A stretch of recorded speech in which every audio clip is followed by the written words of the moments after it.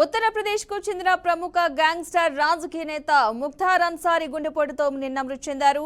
బండా జిల్లా జైల్లో కారాగార శిక్ష అనుభవిస్తున్న ముఖ్తార్ ఆరోగ్యం క్షీణించడంతో చికిత్స నిమిత్తం గురువారం సాయంత్రం రాణి దుర్గావతి మెడికల్ కాలేజీకి తరలించారు. అక్కడ చికిత్స పొందుతూ గుండెపోటుతో ఆయన మృతి చెందినట్లుగా తెలుస్తోంది.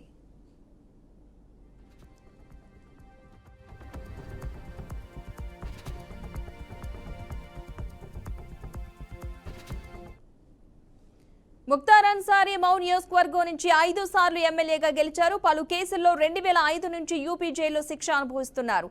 అతనిపై 60కి పైగా క్రిమినల్ కేసులు పెండింగ్ లో ఉన్నాయి. అందులో 15 హత్య కేసులు. పంజాబ్ జైల్లో 2 సంవత్సరాలు గడిపారు.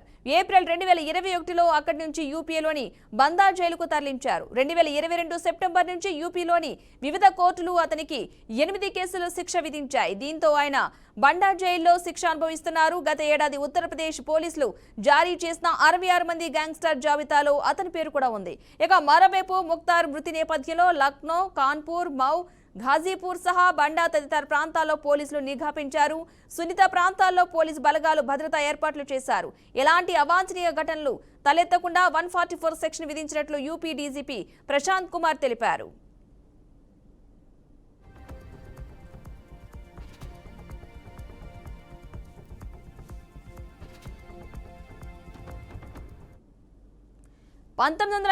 లో గ్యాంగ్ సభ్యుడిగా చేరి ఆ తర్వాత 1990లో సొంతంగా గ్యాంగ్ ఏర్పాటు చేసుకున్నారు.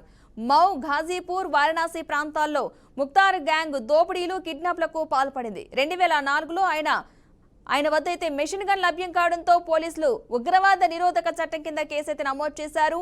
బీజేపీ ఎమ్మెల్యే కృష్ణానందరాయ్ హత్య కేసులో గత ఏడాది ఏప్రిల్లో కోర్టు 10 ఏళ్లు జైలు శిక్ష విధించింది. 1990లో నకిలీ తుపాకీ లైసెన్స్తో ఆయుధాలు కలిగి ఉండటంతో ఈ నెల 13న కోర్టు జీవిత ఖైదు విధించింది.